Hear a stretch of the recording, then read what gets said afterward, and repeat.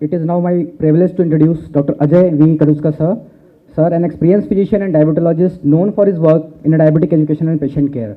Dr. Kaduskar has been actively involved in academic discussions and clinical initiatives that aim to improve diabetic awareness and management. Please, sir.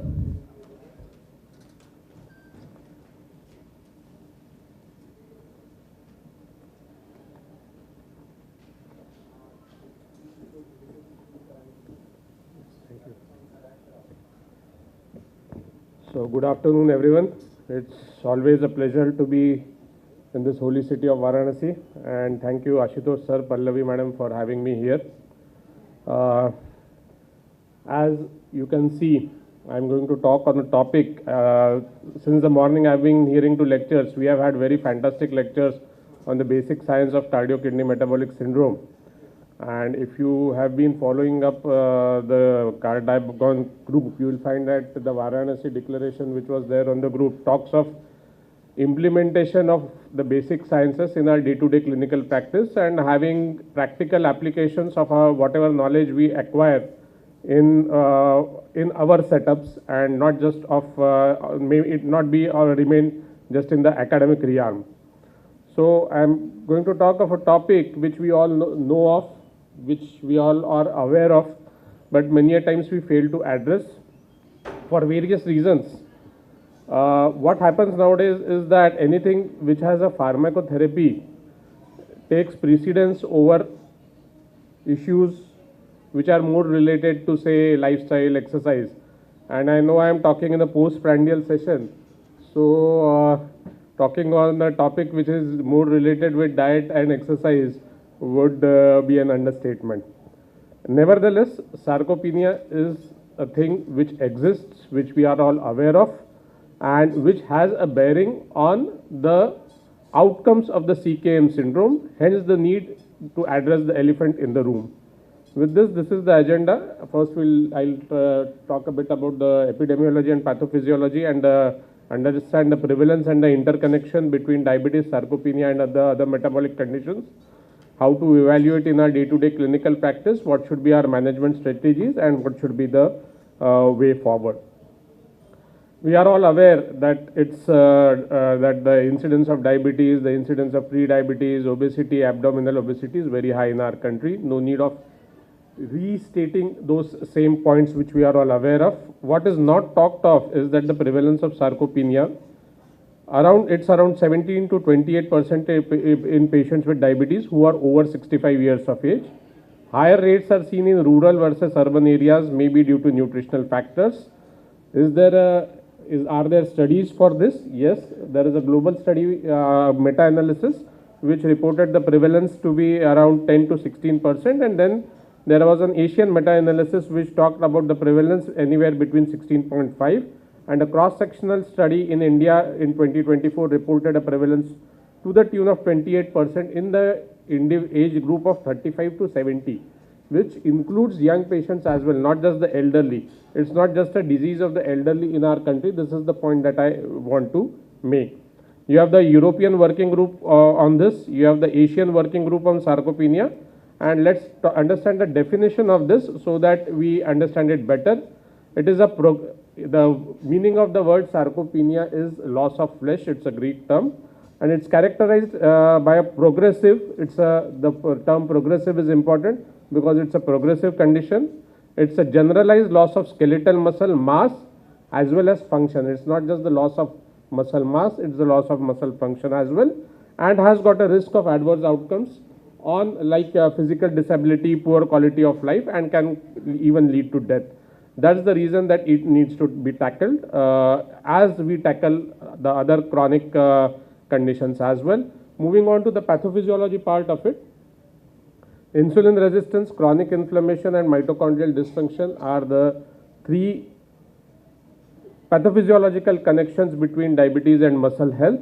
We have heard a lot of wonderful lectures on meta-inflammation and chronic inflammation. And inflammatory cytokines, just as they act at the joints, as madam was talking about, they also act at the level of the muscle to accelerate muscle breakdown. Insulin resistance, what does it do? It reduces protein synthesis and the anabolic signaling in the muscle tissue, And then you have mitochondrial dysfunction, which impairs the energy production and increases the oxidative stress in the muscle cells, thereby increasing the rate of muscle loss. So you have action occurring at the level of the brain, at the level of the spinal cord, at the level of the peripheral nervous system, in the form of increased degeneration of dopaminergic neurons, decreased number of anterior horn cells, increased rate of demyelinization, which all go ultimately to promote sarcopenia. Gut microbiome, like we have just heard about, that it leads to a low state of inflammation, has a role to play in sarcopenia as well. And finally, at the level of the muscle, you have an increased inflammatory cytokines, you have a decreased capillary density, and decreased number of type 2 muscle fibers, which are the skeletal muscle fibers, ultimately leading to muscle loss. What are the risk factors for sarcopenia in our diabetic patients? Higher the duration of diabetes, greater the chances. Risk increases 18% for every 5 years. Poor glycemic control, A1C more than 8.5 doubles the risk of accelerated muscle loss. Along with microvascular complications, it has a higher prevalence, and physical activity, of course, we all know that it would contribute to it. Some population specific risk factors for our country: early onset of type 2 diabetes in South Asians. You all must have experienced that your patients are getting younger.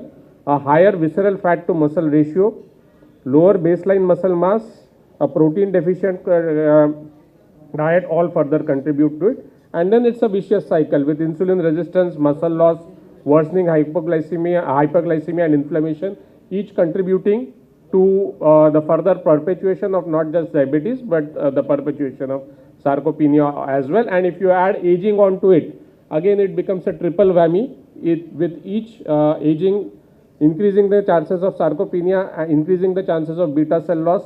Diabetes, as we say, has got a bidirectional relationship with sarcopenia, and diabetes also increases the rate of aging. And so these three things which we need to take into toto while considering any person who walks into our clinic. So the early warning signs: progressive difficulty rising from chair, unexplained weight loss with a stable fat mass, declining grip strength, increasing insulin requirement despite stable diet. This is what which we need to be aware of, and deteriorating balance and increased fall risk. A very practical tip: when the patient walks into your clinic from the door, you can just observe how he is walking. And one thing that I ask my patient, I've got my chamber on the first floor, whether he has taken the lift or whether he has walked the flight of stairs, single flight of stairs that is there. Advanced presentation, it becomes obvious with prominent muscle wasting, impaired wound healing, postural instability, and loss of independence. So basically there is a sarcopenia severity correlates with type 2 diabetes progression, and insulin resistance, inflammation, increased fat mass, aging, reactive oxidation species, and poor lifestyle all contribute to it. So how do we go about it? Screen at-risk patient. How do we screen? With the SARC-F questionnaire. This SARC-F questionnaire, this is an article from JAPI, has been validated in Indian patients, and it has been validated. It has got a good positive predictive value, validated with bioelectrical impedance, as was done in this study. Measure muscle strength. How do we do that? With hand grip dynamometry is the commonest way which is used and can be done in a practical basis. Assess muscle quantity, of course you need imaging for that, and then evaluate physical performance with various tests that I am going to be talking about. This is the algorithm. For paucity of time I won't go through it. This paper talks about the consensus, Indian consensus on sarcopenia. Calf muscle circumference correlates well. Like I said, it has got a good positive predictive value. Similarly, mid-arm circumference can also be used. The recommended cutoff for calf circumference by the SWAT-Sarco, that is the Sarcopenia Working Group in Asian population, is for Indians is less than 34 for males and less than 33 for females. In some papers you will find 33 and 32. Of course, it's a difference of 1 centimeter. Physical assessment technique by hand grip strength, 5-time chair stand test. You can evaluate here itself whether you are having sarcopenia or not by trying to get up from the chair without taking support of the armrest. Gait speed, how fast you can walk, the distance of 4 meters. If it is, you are young, he was trying to evaluate that. No, the child. You are also fit, sir. And of course, calf circumference, which can be done in our clinics If you don't have time, it is such a simple thing that your staff can also do it. Gait speed test, time up to go test, that is the time to rise from the chair, walk for 3 minutes, return to the chair should take less than 10 seconds. While walking 4 minutes, your speed should not be less than 1 meter per second. And the short physical performance battery is a series of tests which indicate the severity of sarcopenia and has got a correlation with the mortality as well. It includes tests for balance, like balancing, tandem balance, like keep one foot in front of other or keep the 2 feet side by side. Gait speed, chair stand test. These are the part of the short physical performance battery. Lab investigations. The routine lab investigations, few that I would like to mention is the vitamin D, because vitamin D deficiency is quite prevalent and has got a direct correlation with the progression of sarcopenia. Something about the imaging. DEXA happens to be the gold standard, but it is costly and not routinely available. CT, MRI also are not that frequently accessible for evaluation of sarcopenia. Ultrasound is operator dependent and has got limited validated in Indians. That leaves us with bioelectrical impedance, which is a portable way to assess the sarcopenia. Especially in patients with diabetes, it increases the risk of hypoglycemia, false risk, hospitalizations, medication non-response, and a 5-year mortality. Sarcopenic obesity or MONO, the monophenotype of obesity, is a thing that we need to keep into mind while we evaluate each and every patient, especially in our setups because of our high incidence of visceral fat at a normal BMI level. These are two of my patients. Just I would like to say in brief, look at the BMI of the patient, it is 29, but look at his skeletal muscle mass and his body fat mass. You will find that even with a high BMI, he has a low skeletal muscle mass. And the next patient, he has a BMI of 25.6. Would qualify as obese by Indian standards, but it's not that high, 25.6. Even he is having a low skeletal mass with a high body fat mass. In fact, since the time I started doing the body electrical impedance, I have hardly found any normal reports in the patients. The nutritional strategy is most important. I would like to focus on the macronutrient distribution. A high protein content is especially important. When to take the proteins? Distribute protein equally across 3 to 4 meals. Pre-sleep protein snack improves overnight muscle protein synthesis, and post-exercise nutrition within 45 minutes. This is a common question asked by our patients: when to take the protein, which protein to take. The focus should be the protein supplement should be rich in leucine. Why? Because leucine activates the mTOR signaling. mTOR signaling causes muscle. It rather causes muscle myocyte division and promotes muscle buildup. That's the reason that whatever protein supplement you give to the patient should be rich in leucine, especially important in the era of GLP-1 receptor analogs. After just the last few slides, exercise prescription include resistance training, go slow with it, and it should be focusing more on repetitions rather than the strength. 1 RM, that is the one resistance maximum, the maximum amount of weight that you can lift for one repetition. This is the standard, and start low, start with 50 to 60% of the one resistance maximum for the particular patient. Go slow, go steady. Talking of nutritional supplements, vitamin D I talked of. Investigational agents, bimagrumab has shown positive, along with semaglutide has shown positive response in a recent trial. In the era of GLP-1 RA, we need to know that GLP-1 RAs are going to cause lean muscle mass. That is the reason you have got many industry people promoting protein coming along with that their number has increased over the past few weeks since the usage of GLP-1 has increased. All GLP-1 receptor analogs cause lean muscle mass, be it semaglutide, tirzepatide, or the not available retatrutide, which is a triple agonist. Role of vitamin I talked of, and finally it requires a multidisciplinary approach for management. You cannot do it on your alone. You need a good nutritionist. Take the help of a physiotherapist and a diabetes educator if you have. And the digital tools would be there. But I think Dr. Roy has left. There is something for him also. In times to come, you could have apps for monitoring the progress and the present status of the sarcopenia of a particular patient. Especially in elderly patient, you need to select therapies which would cause less hypoglycemia, risk of falls because of the higher incidence of hypoglycemia. Emerging therapies I talked of. about the bimagrumab semaglutide combination, which has showed positive results. And that's the summary, that screen early, screen often, quantify the sarcopenia and treat it with diet and nutrition. Sorry for exceeding the time. Thank you very much. Yeah, thank you, Dr. Ajay. That was very nice presentation. And just a small observation. Yes, sir. And which we are researching now. See, we are seeing lot of sarcopenia, that is loss of muscle mass. Yes. More important is low muscle mass. See, what we see in most of the Indian patients and sometimes even in very young patients. Yes. You know, when I sit in my diabetic OPD now, patient sitting there, just tell my resident, see the arm and see the abdomen. Very thin arm, means the circumference, and little even protruding abdomen. I see that in a diabetic clinic. Tell her this is very high risk, not only for diabetes, but for heart and kidney. Absolutely. Resident replies, sir, angioplasty ho gaya hai, creatinine 1.6 hai. And she is already on basal insulin plus oral. There are three patients sitting. The other one is quite obese, more protruding tummy, thick arms, big hips, thick thighs. His sugar, 2 tablets of metformin, sugar is 130 fasting.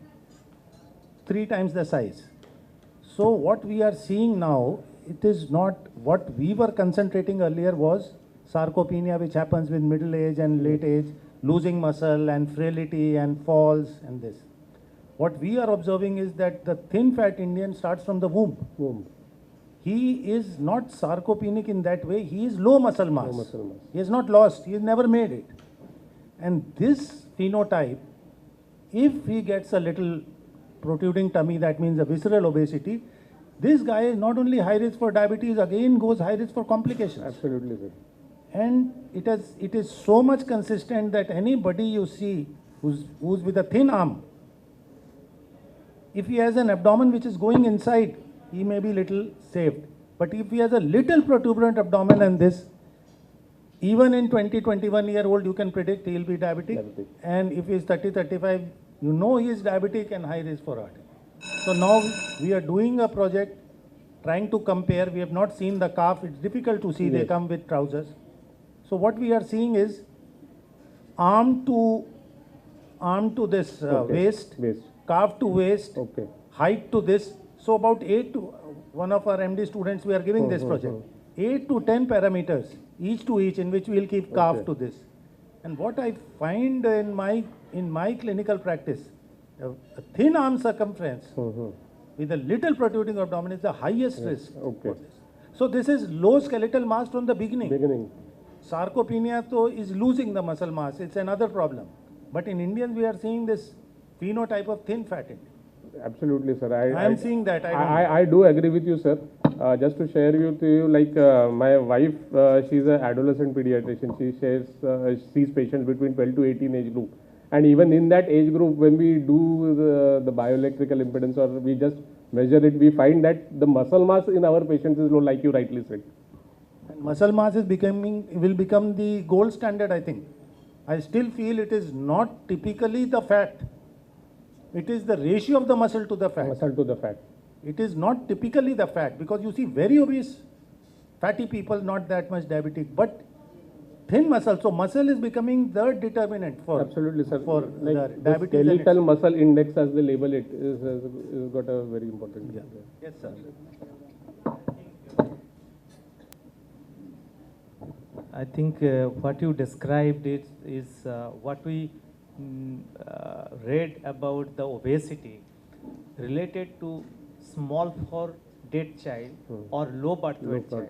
So when someone is low birth weight, obviously the cell number is less, both in pancreas and also in the muscle. So probably it correlates with your observation, sir. But now we are seeing them at the age of 45, 50, yes. That build, which they got at birth maybe, because of womb malnutrition. Yeah. So it's time to think of... yes, for complications. Yes. So probably, sir, it's time to think of primordial prevention, like. Yes. Any questions or comments? Thank you, sir. Thank you.